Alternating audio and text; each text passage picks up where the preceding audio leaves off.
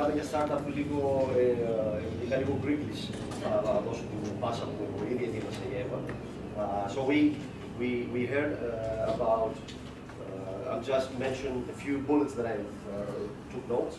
Startup drain, about how the EU can help in cases where we can limit expenses for startups, like the roaming law, about the GDPR, what's coming, May 23rd, values that we need to have in our mind when we talk about the startup community and enforcing laws and so on.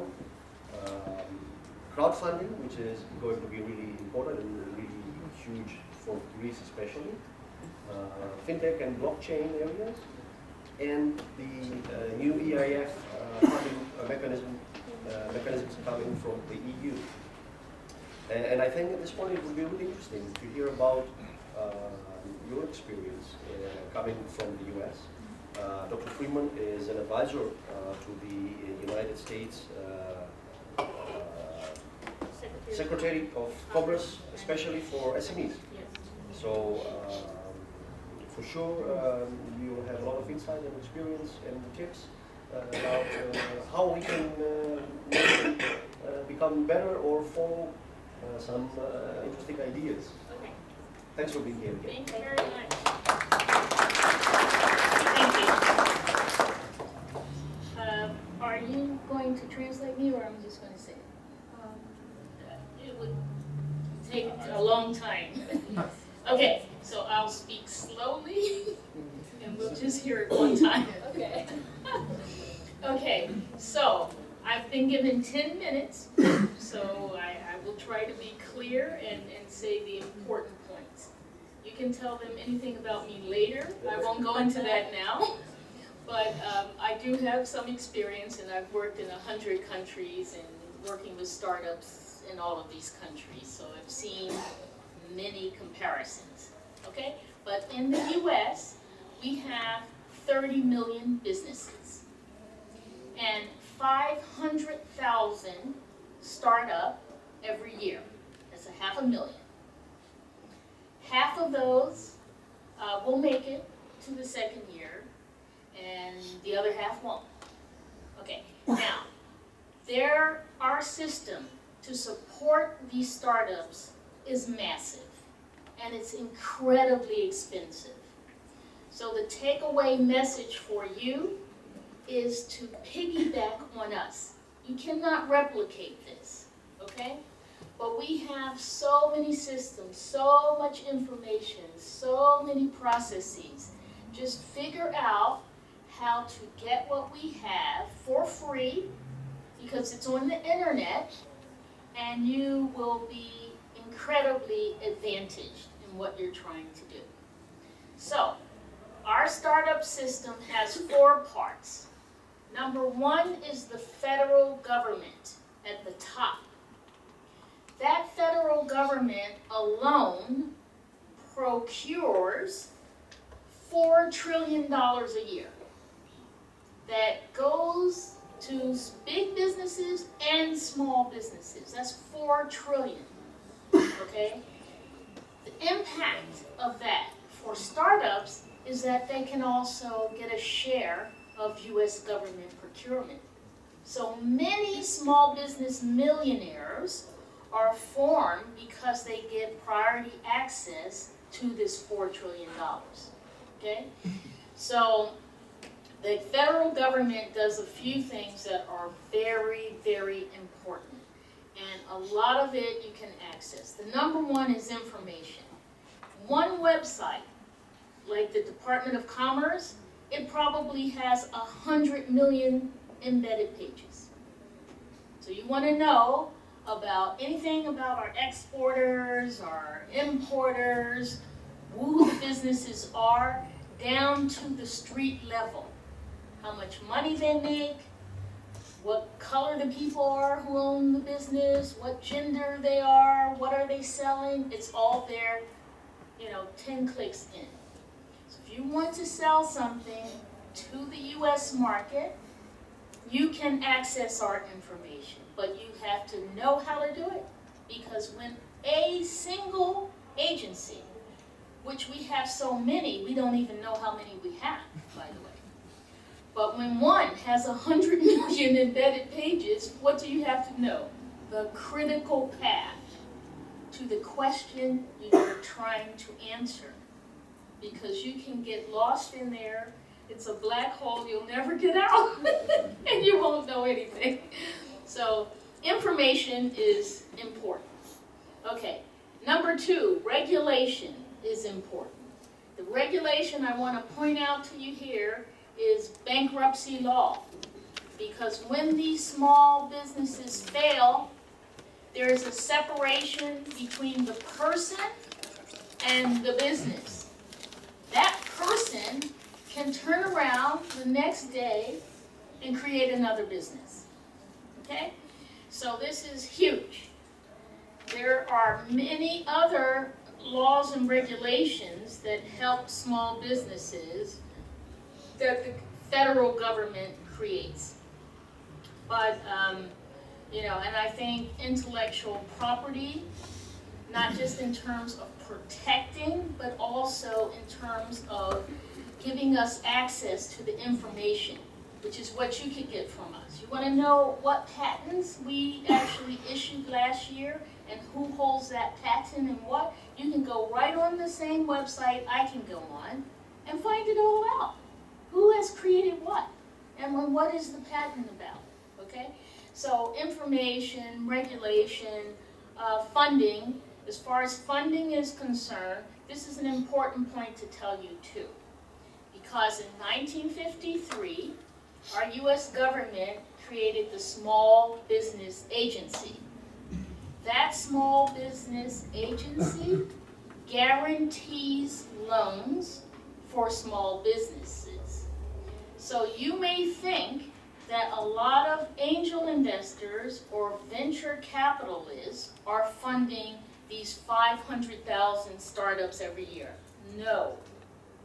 No, no, no. That's a very small part. A lot of businesses are getting the guaranteed loans from the U.S. government. And those loans are guaranteed to the bank, not to the person. And why is that important? Because that bank won't give you that loan without collateral. What is your collateral? Your house. It's your house. If you don't own your house, you're not getting the loan, whether the government backs it or not. Because the bank makes an independent decision about the risk associated with what you're doing. So home ownership is absolutely important for all small businesses, whether it's a woman, a man, doesn't matter. Okay, so there's many things we can talk about there, but I can't do it, so I'm going to move on. Everything the federal government does, the state government, for each of our 50 states, they do the same thing. And not only do they do the same thing, the city does the same thing. So just like the federal government backs a loan, the state government backs the loan, and the city backs the loan. The federal government gives you a grant, the state government gives you a grant, and the city goes. It's massive, okay? And it's very confused as well. But suffice it to say, you can get a lot of assistance depending on which state you operate in. Okay, now, I heard the word Silicon Valley 10 times. I can't understand anything you were saying, but I heard that. So let me just address that right quick, okay? The miracle of Silicon Valley rests on a few foundations. Number 1, Stanford University. Number 2, the entire system of the University of California, which collectively has hundreds of thousands of people and professors, okay? So, the national laboratories paid for by the federal government, they're creating patents every day, and you can access them. So the researchers and scientists are in California, okay? Now, the venture capitalists came there because because California is cool. Okay? We have a lot of not cool places. Okay? West Virginia, nobody's going there. Okay? I don't care what kind of laboratories you have, nobody's going there. Nobody wants to live there. You may laugh, but I'm telling you, location decision of that owner or large shareholder makes all the difference in the world. That's it. Jeff Bezos, who owns Amazon, is not going to Pittsburgh. He is going to California, and then at his level of wealth, he's going to 10 other places where he also has a house. And if you want that business to come there, you have to, it has to be attractive in its own right, and Jeff Bezos needs to want to go there. Okay? So you have the combination of, factors. National laboratories, universities, venture capital, cool people, and basically how it really works is somebody within any part of this system who has a great idea gets validated by the other parts. So you went to Stanford, your professor was a cool professor, okay? And, you have some idea, you pitch that to one of the rich people there, they call up that guy and they said, should we do it? And they said, yeah, it's good, do it. They don't read it, they can't understand it 9 times out of 10. And why do I say that? Because the biggest failure in Silicon Valley history was of a young girl who went to Stanford for 10 minutes and dropped out and created a company to test the blood for everything in the entire world from one drop. And on her board was not a single technical person who knew anything about blood testing. So she got $6 billion. Billion. And the thing could not actually analyze anything. Nothing. Okay? She sent the blood to CBS for testing. So that's how it works. So validation is very important. Now, we do have other players, the private sector, they're good for the money, and also for the partnerships and access to markets. And then we have an incredible series of associations. This you should pay attention to, because you can also access this. Our startup people are not trying to do this alone. They have so much information, all kinds from the federal government, the state government, but they have it also from industry associations. So whatever you want to produce, a car, construction, textiles, arts and crafts, there's an association that does 2 things. They study the entire industry. And you can buy the report. That's it. You just buy the report. You want to know everything about whatever it is. You buy the report from them. Okay? Secondly, they put pressure on our Congress people, our parliament. And they say, okay, you have to give money to this and that and the other thing. So those are very essential for these small firms. Now, in closing, I will say talk about the experience of startups. The people who do not know anybody, okay, and who are in West Virginia, okay, what they are starting up is something that is needed by the people in West Virginia. So they read the environment, they understand the demand, and they're supplying something that can be bought there. That West Virginia person will never come here. That West Virginia person will never export anything. And by the way, out of the 30 million businesses, only 300,000 in America export. Only 300,000. And we have 19 federal government agencies that spend $3 billion just on promoting exports. That's not financing them. Yet, that number never changes. So that is the tolerance for exporting. It has been the same for the last 30 years. It never grows. So, the person who starts up a company, who doesn't know any people, who didn't go to the right schools, etc., 9 times out of 10, they're going to start up a business that services something in the neighborhood. And it will never be big, and it will never grow. Okay? Now, the people that go to the special schools and know the special technology and all of that, nobody knows what they will do. But whatever it is, they have the entire ecosystem to draw on to do that.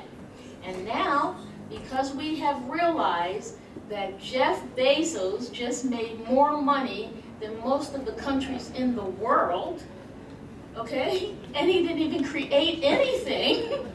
Everybody's like, yes, it's a good idea. Are we going to make money? Should we do it? And you know, if you have the right profile and whatever, people will do it, honestly. And when they finance it, like I say, a lot of times they won't even know what that is that they're financing if it's really that disruptive. So my last word is this. The opportunities to create a new technological, scientific-based product, they're there, but it's rare. It's rare, okay? The thing that's making the most money now in the world is process changes. So like Uber, you know, that looked at the system and it says, how do we optimize that? So whatever is being done now, how do you improve it? That is the source of our greatest inspiration. So anybody who could look at a system like exporting, importing, driving cars, delivering something, if you can figure out how to get a payment solution out of that, some security for something, and using something that somebody already has, like their car or their house or their trucks or whatever it is, bingo. So that's how you have to look at yourself and your opportunities, either in this market or in somebody else's market. Now the difficulty as to why we don't export more is because it's hard to see all of these things in your market. Can I come to Greece very easily and understand what your problems are? Not as easily as you know, so the opportunities are to partner. If I'm smart and you're smart, you know the thing here, I know the thing there. Can we talk? But I don't see enough of that. I do not see enough of that anywhere in the world. Because we have these 50 states and you don't know how to find us. And we don't really know how to find you either. So all of this information, hundreds of millions of all kind of bytes and gigabytes and tribytes and everybody biting, but we can't find each other. So I think that's the new frontier, creating strategic alliances. Okay, thank you.